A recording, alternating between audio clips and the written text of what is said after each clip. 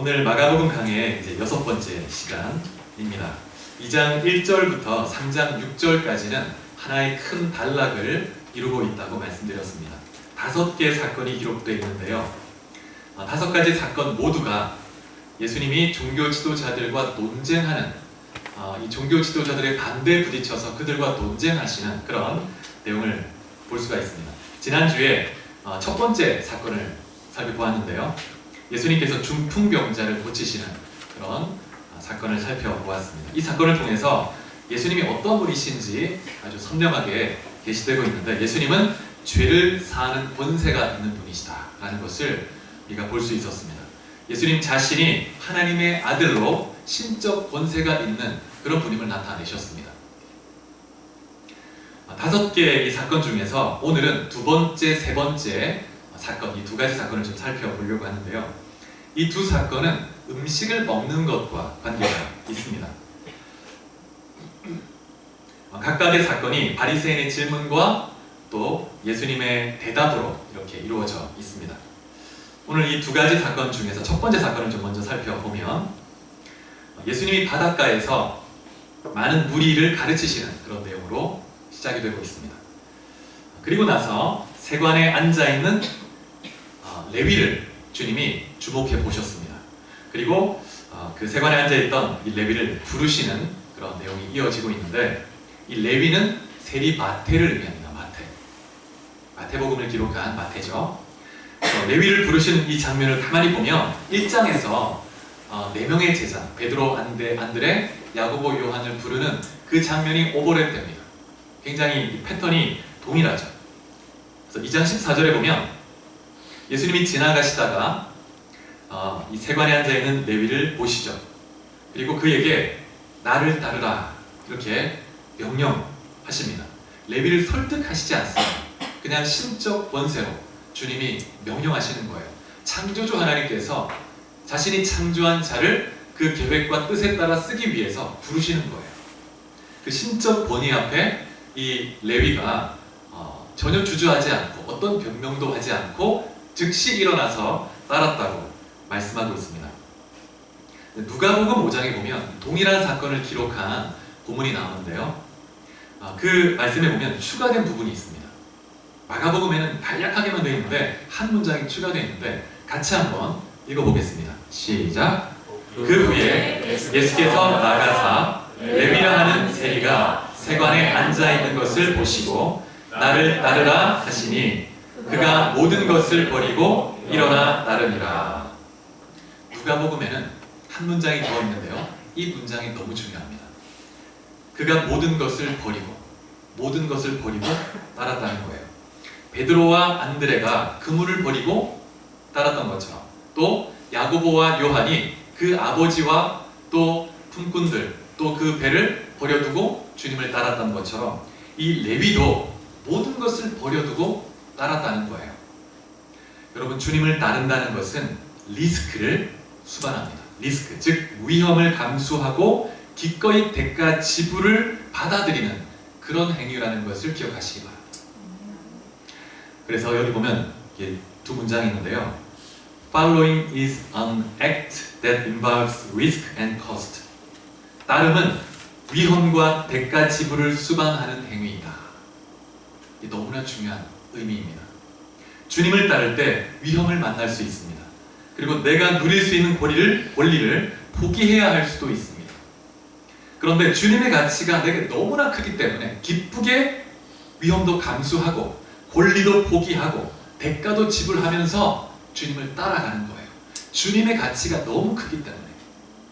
이것은 마태복음 13장 또 마가복음 4장에 나오는 천국 비유 중에서 진주 장사꾼 또 밭에 감추인 보화의 비유와 잘 연결이 됩니다.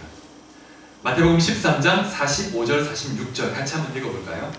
시작! 또 천국은 마치 좋은 진주를 구하는 장사와 같으니 극히 값진 진주 하나를 발견하매 가서 자기의 소유를 다 팔아 그 진주를 사느니라. 이 말씀에 보면 좋은 진주를 찾아다니는 장사꾼이 있습니다. 진주 장사꾼. 그동안 이 사람은 온 땅을 돌아다니면서 값진 진주를 많이 모았을 겁니다. 근데 어느 날 가장 극히 값진 진주를 하나 본 거예요. 그동안 모았던 것보다 더 값지고 앞으로 만날 수 없는 그런 가치 있는 진주를 발견했어요. 그래서 이 사람이 가지고 있던 모든 진주를 다 팔아버립니다. 그리고 그 하나의 진주를 샀다는 거예요. 자신의 모든 것을 다해서 그것을 받아들였다는 것이죠. 여러분, 이것이 천국의 가치라고 말하는 겁니다. 이것이 주님의 가치입니다. 사실 그보다 더 가치를 매길 수 없을 만큼 존귀한 분이시고 우리에게 주신 이 천국은 정말 값으로 따질 수 없는 그런 놀라운 것이죠. 여러분에게 천국은 어느 정도의 가치입니까? 그리고 주님은 나에게 어느 정도의 가치가 있는 분인가? 가치만큼 내가 대가 지불을 하게 돼 있거든요. 가치만큼 내가 리스크를 감당하면서도 권리를 포기하면서도 따르는 거예요. 여러분에게 주님은 모든 것을 버리고 따를 만한 분입니다. 또 기꺼이 리스크를 감수하면서 대가를 지불하면서 따르기를 원하는 그런 분이신지 한번 돌아보시기 바랍니다. 여러분, 반대로 주님은 어떻게 생각하실까요? 주님에게 여러분은 어떤 가치가 있는 분이실까? 여러분, 주님은 여러분을 세상의 그 어떤 값진 진주보다 더 가치 있는 보석처럼 여기십니다. 그래서 하늘 보좌를 버리고 이 땅에 육신을, 인간의 몸을 입고 오시는 리스크를 감당하신 거예요. 권리를 포기하신 거예요. 하늘 영광의 권리, 하나님의 권리를 포기하고 내려오신 거예요. 그리고 채찍질 당하시고 십자가를 질 만큼 대가 지불을, 생명의 핏값을 대가로 지불하시면서 오신 겁니다. 그게 우리의 가치인 겁니다. 여러분, 한 분 한 분은 그렇게 가치 있게 여기신다는 거예요. 아멘. 여러분, 한 분 한 분이 그 주님을 바라보면서 우리도 동일하게 내 모든 것을 버리고 주님을 따를 수 있는 그런 참된 제자로 설 수 있기를 주 이름으로 축복합니다. 아멘. 여러분, 레위가 주님의 제자가 되면서 한 일이 뭐냐면 예수님을 집으로 초대했습니다. 그리고 잔치를 벌였습니다. 15절에 보면 예수님이 제자들과 함께 레위 집에 앉아 식사하실 때 많은 세리들과 죄인들이 함께 앉아 있었다고 말씀합니다. 여러분, 이 복음서에서 앉아있다 이 말은 그 각주에도 여러분 보시면 아시겠지만 이스라엘 백성들은 기대어 누워서 이렇게 기대어 누워가지고 상이 이렇게 낮아요. 기대어 누워서 음식을 이렇게 먹고 뜯어서 같이 나눠 먹고 이런 분위기입니다. 그래서 굉장히 친밀한 그런 이제 자리인 것이죠. 근데 그 자리에 세리와 죄인들이 많았다는 거예요. 15절 끝부분에 보면 그러한 사람들이 많이 있어서 예수님을 따랐다고 말합니다. 많은 죄인들이, 세리들이, 많은 이 사회에서 소외되고 지탄받고 정말 정죄받는 그런 사람들이 주님 곁에 늘 가득한 거예요.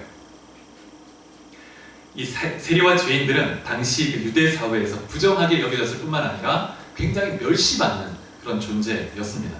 그래서 세리 같은 경우에는 도둑질한 자, 도적이나 살인자 같은 그런 급의 사람으로 치부됐습니다. 그래서 세리 같은 경우에는 로마 정부를 위해서 세금을 징수했는데 로마 정부에서 부과한 그런 액수가 있는데 이 세리들은 그 액수에다가 더 추가해서 세금을 징수해서 받아내는 거예요. 그래서 그 추가적인 그 세금을 자기가 취하는 겁니다. 그런 방식으로 부를 쌌습니다. 그래서 세리들은 돈이 많아요. 그래서 이스라엘 이 사회에서는 국가적인 배신자로 매국노처럼 여겨졌던 것이죠.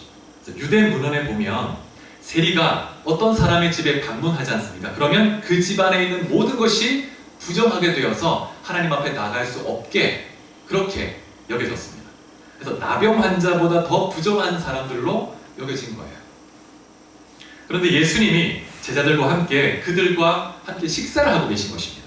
이것은 당시 이스라엘 사회에서는 이해하기가 힘든 것입니다. 정말 거룩하고 깨끗하고 정결한 것, 부정한 것을 철저하게 구분하며 살고 있는 그 백성들에게 예수님의 이 모습은 받아들이기가 쉽지가 않습니다. 특히 종교 지도자들에게는 이게 참 어려운 그런 부분이죠. 또 우리의 관점으로 생각할 때도 식사 한번 같이 하는 게 뭐 그렇게 좀 이상한 일인가 생각할 수도 있지만 여러분, 이스라엘 사회에서 함께 식사를 한다는 것은 단순히 식사 교제 그 이상의 의미가 있습니다. 그래서 누구와 식사를 한다는 것은 그 사람의 정체성이 뭔지 또 소속이 뭔지 어디에 속한 사람인지를 반영해 주는 거예요. 그래서 유명한 신약학자 중에 예레미야스라는 사람이 있는데 이렇게 말했습니다. 이스라엘 사회에서 누군가와 식사를 한다는 것은 평화, 신뢰, 형제의 용서의 제안이었다. 식탁을 나누는 것은 삶을 공유하는 것을 의미했다. 그러니까 식사를 함께 한다는 것은 그 사람과 삶을 공유하고 한 형제이고, 그리고 그런 또 서로가 용서와 평화를 공유하는 그런 관계라는 거예요.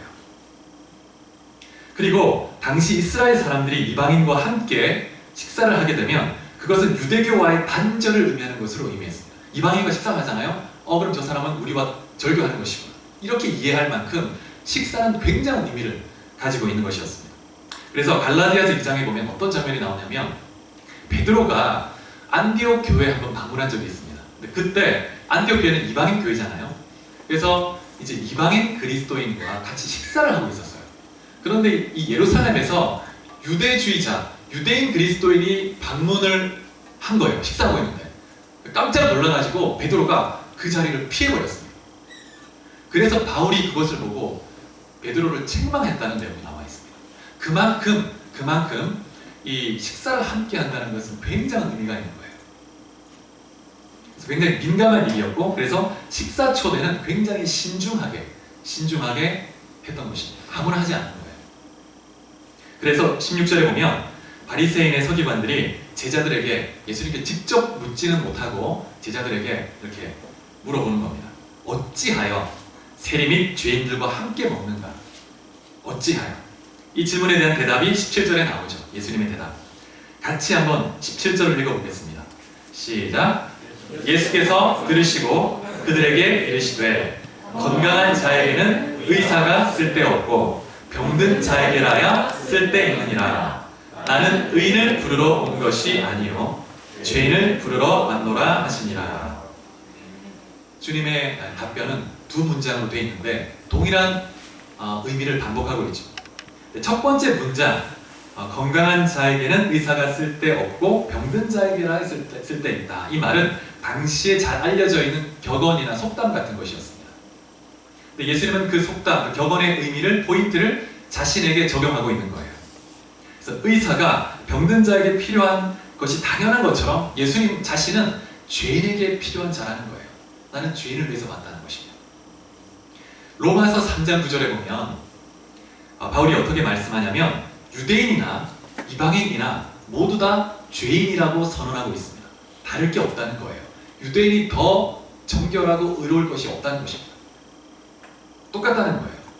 그래서 모든 인간이 다 병자이고 의사가 필요한 존재입니다. 우리 모두가 다 영적 의사가 필요해요. 그런데 유대 종교 지도자들은 자신이 병자라는 생각을 못하는 겁니다. 내가 뭐 어디가 아파, 내가 왜 의사가 필요해? 이렇게 생각하는 거예요. 사실 그들은 말기 암 환자와 같습니다. 죄로 인해서 그 마음이 썩어 문드러져서 그 속은 정말 온갖 부정한 것들로 가득하면서 겉모습만, 그래서 회칠한 무덤이라고 주님이 비유하지 않습니까? 그런 것처럼 그 속은 썩어 있고 병들어 있는데, 근데 최고의 암 전문가, 치료자이신 의사를 지금 거부하고 있는 거예요. 그런데 예수님이 비난을 감수하고 세리와 죄인과 함께 식사하신 이유가 있다면 주님은 아셨습니다. 이 식사를 하게 될 경우에 어떤 지금 논란이 있게 될지 아셨지만 그 리스크를 감당하면서 세리와 죄인들 모이는 그 식사 자리에 가신 거예요. 함께 하신 거예요. 그 이유는 그들을 사랑하시기 때문이죠. 그들에게 주님이 필요하기 때문이에요. 죄인들에게 주님이 필요하기 때문에 주님은 기꺼이 그들에게 가셔서 그들의 영적 질병, 죄 문제를 해결하시고 참된 자유를 주시고 은혜를 베풀어 주신 것입니다.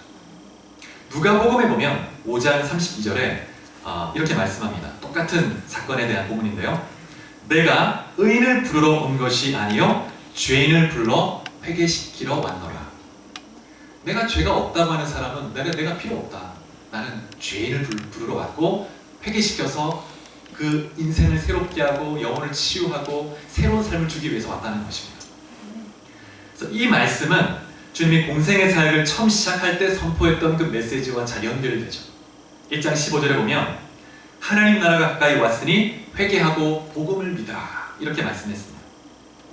그러면 주님의 공생의 삶은 철저하게 죄인에게 초점이 맞추어져 있었습니다. 영적 질병이 있는 자, 육적 질병이 있는 자, 가난한 자, 참 겸손히 주님을 어린아이처럼 찾는 자, 그런 자들을 향해서 주님은 늘 열린 마음으로 고쳐주시고 자유케 하시고 새로운 인생의 삶을 허락해 주신 것입니다. 여러분, 이 마가복음이 처음 쓰여졌을 때 그 독자, 처음 독자 혹은 원독자라고 이야기합니다. 누굴까요? 첫 번째 그 강의 시간에 제가 말씀드렸었는데, 이 마가복음은 마가가 기록을 했는데 로마에 있는 이방인 그리스도인에게 쓰여졌습니다. 그때 당시에는 네로 황제의 핍박이 있었던 그런 시기였습니다. 고난 속에 있는 그런 그리스도인에게 쓰여진 책이에요. 그래서 마가복음은 고난받는 예수 그리스도의 모습을 보여줍니다. 그래서 고난받는 종이 되어서 십자가를 지시는 그 주님 모습 보면서 너희도 주님의 뒤를 따라가라는 거예요. 그러면 주님이 너희를 생명의 길로 인도하실 것이다. 그래서 이방인에게 쓰여졌습니다.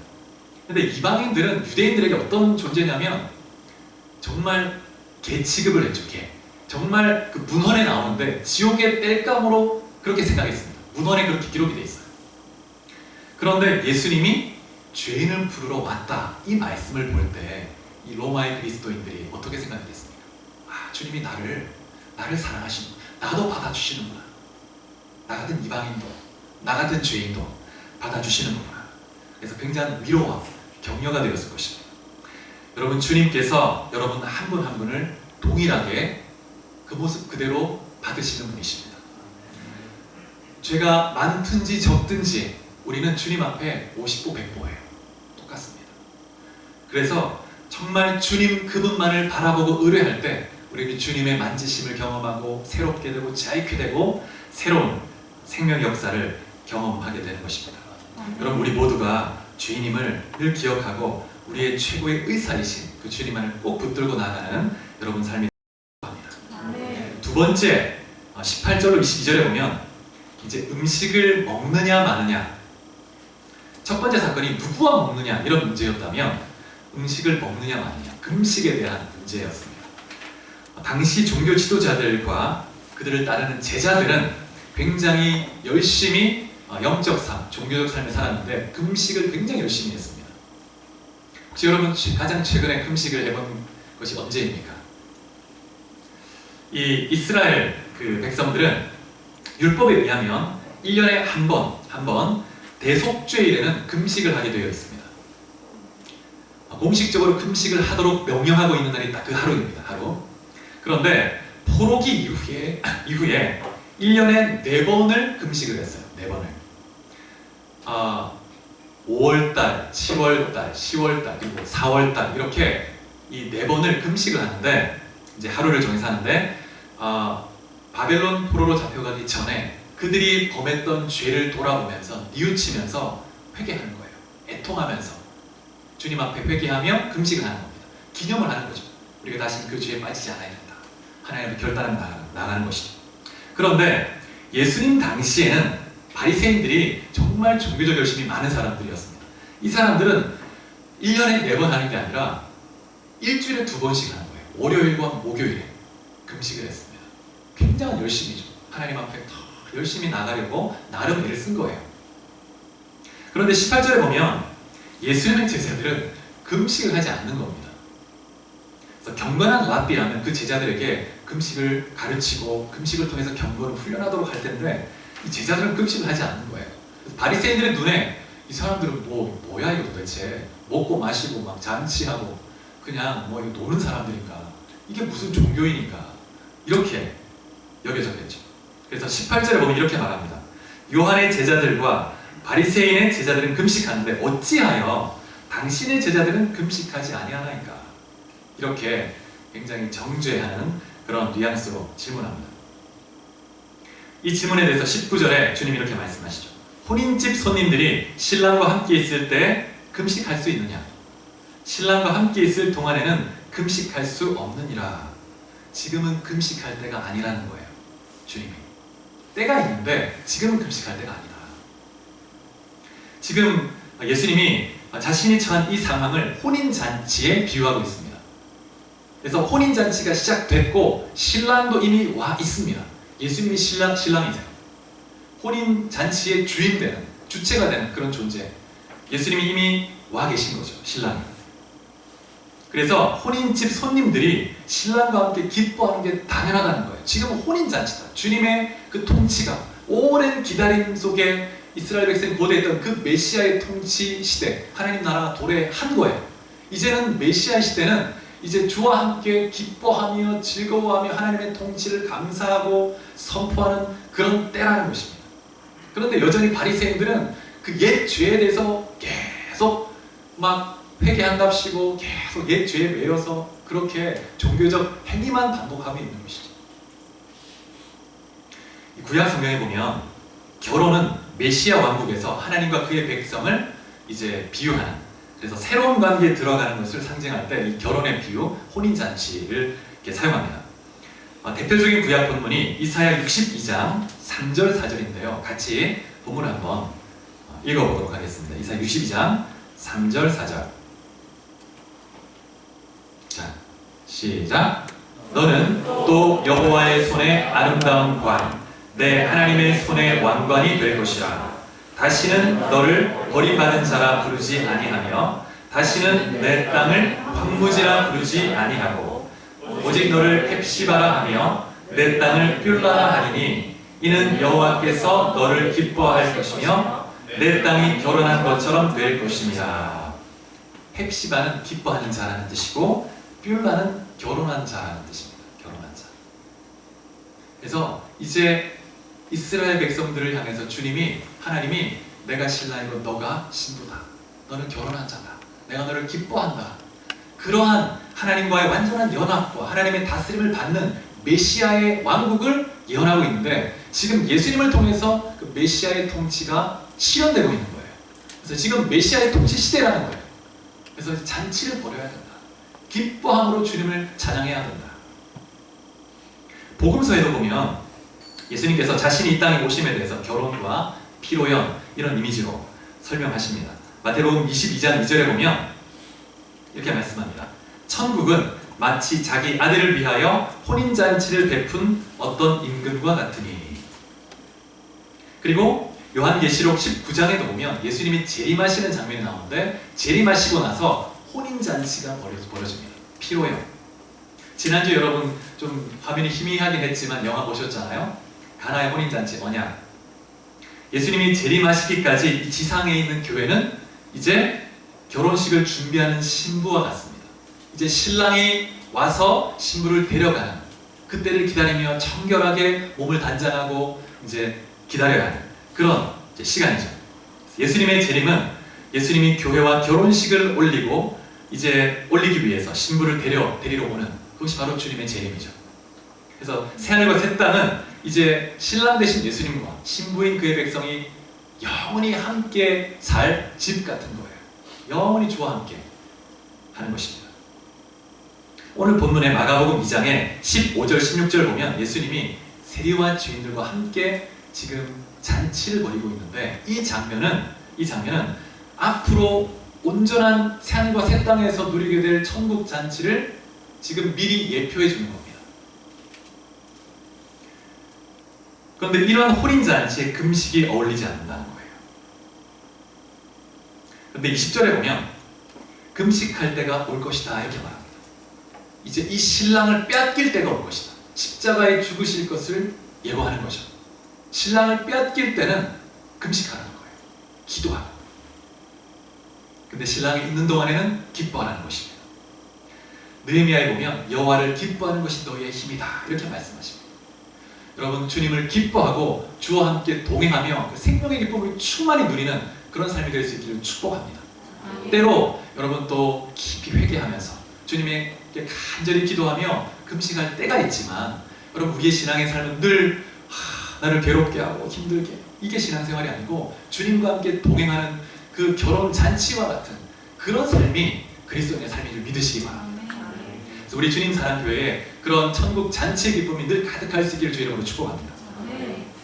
21절 22절에 보면 두 가지 비유가 또 이어지는데 동일한 의미가 반복이 되죠. 21절에 보면 생배 조각을 낡은 옷에 붙이면 새 것이 낡은 것을 당기게 되니까 헤어지게 된다는 것입니다. 그리고 22절에서는 새 포도주를 낡은 가죽 부대에 넣으면 새 포도주가 발효가 되면서 그 낡은 오래된 이 가죽 부대를 터뜨려 버린다는 거예요. 그러면서 가장 핵심적인 오늘 설교 제목이기도 한데 주님이 이렇게 말씀합니다. 새 포도주는 새 부대에 넣어야 한다. 19절에서 언급된 이 혼인잔치와 연관해서 이 포도주를 이해할 필요가 있습니다. 여러분, 당시에 혼인잔치 때는 신랑이 손님을 대접할 의무가 있는데, 오늘날도 그렇죠. 신랑이 포도주는 이 혼인잔치에 너무나 중요한 그런 요소입니다. 그래서 신랑이 책임을 지고 이 손님들에게 늘 제공을 해야 돼요. 근데 포도주가 없다는 것은 상상할 수 없는 일입니다. 그래서 가나의 혼인집에서도 굉장히 당황해하고, 그래서 예수님의 어머니 마리아도 굉장히 간곡하게 예수님께 도움을 요청하는 걸 볼 수가 있죠. 그래서 혼인집은 기쁨이 넘치는 곳이고 그 기쁨을 배가시키는 것이 포도주 같은 것입니다. 오늘 본문에서 신랑 되신 예수님이 주시는 포도주, 새 포도주는 뭘 의미할까요? 마가복음 문맥을 고려해 본다면 이 새 포도주는 주님이 가져오시는 복음, 주님이 가져오시는 하나님의 나라를 의미합니다. 주님이 공생의 사역을 시작하시면서 하나님 나라가 가까이 왔으니 회개하고 복음을 믿으라, 이렇게 말씀했습니다.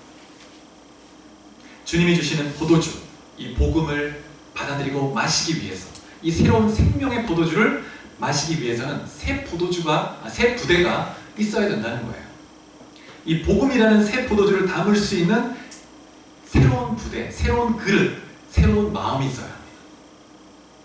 근데 당시 유대 종교 지도자들은 그런 그릇이 준비가 안 돼 있는 거예요. 마음의 그릇이. 어떤 마음, 어떤 부대가 되어야 될까요?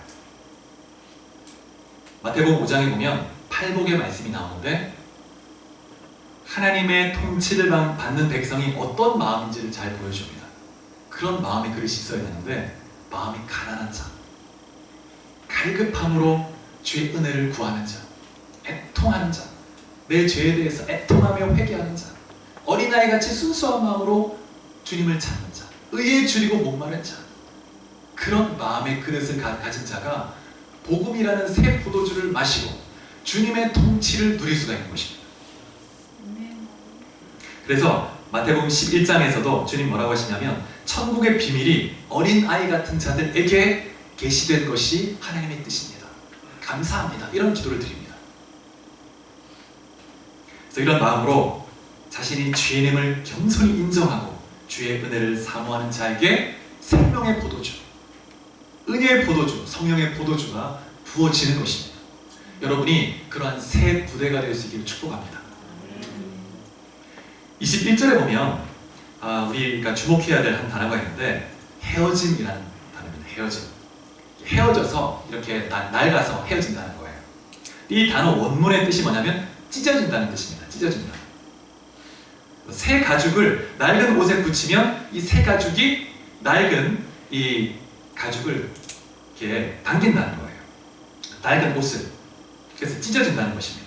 그런데 이 단어는 참 특별한데, 마가복음에서 15장 38절에 가면 한 번 더 쓰입니다. 어떤 장면이 나오냐면, 예수님이 십자가에 죽으시고 나서 성소의 휘장이 위에서부터 아래로 찢어져요. 이때 찢어진다는 단어와 똑같은 단어입니다.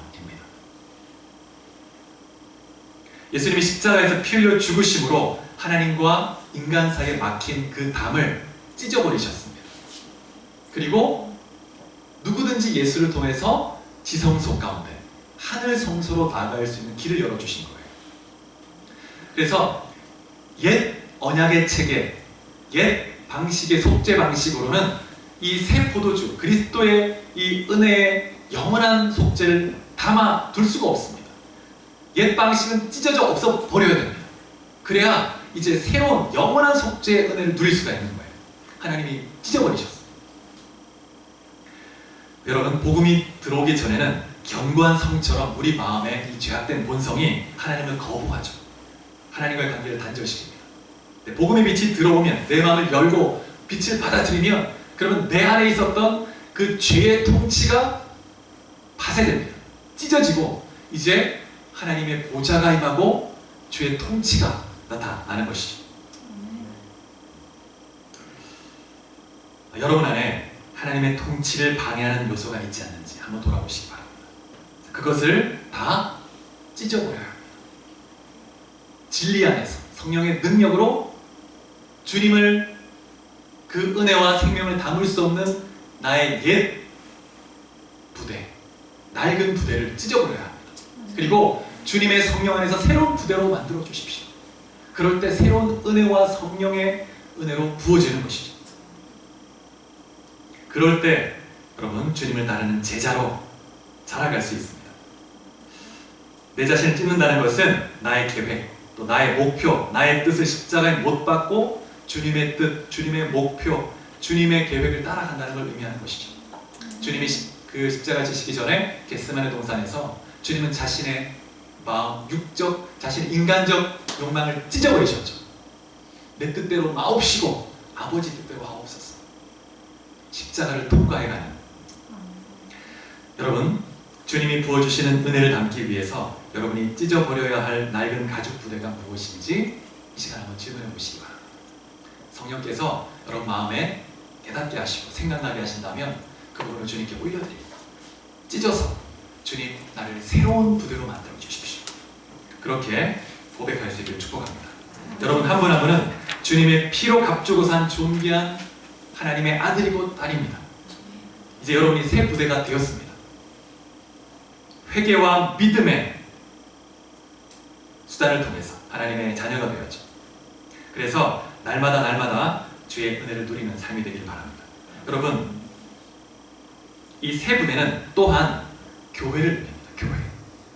교회. 기존의 이 옛 언약에서 제사의 방식으로 하나님의 은혜를 임시적 방편으로 누렸던 것이고 완전한 것이 이제 온 거예요. 그 완전한 그 은혜와 속죄, 생명과 통치는 교회를 통해서 이루어지는 것입니다. 교회를 통해서 이제 이 땅에 흘러가는 것입니다. 그래서 여러분, 우리 주님 사랑 교회가 새 부대가 되어야 합니다. 그래서 우리 가운데 옛 가죽 부대가 있다면 우리가 이제 찢어버리고 새 부대로 주님의 진리 안에서 참된 주의 사랑 안에서 연합하고 또 온전한 헌신의 예배 또 기도의 불을 지피며 그런 새 부대로 세워질 때 주님이 우리 가운데서 역사하시고 우리를 통해서 주의 놀라운 일을 행하실 줄 믿습니다. 그래서 여러분 한 분 한 분과 우리 주님 사랑교회가 새 부대가 돼서 은혜가 충만하고 성령이 충만한 새 부대가 돼서 주의 생명의 통로로 다 쓰임받을 수 있기를 주의 이름으로 축복합니다. 할렐루야. 같이 기도하시겠습니다.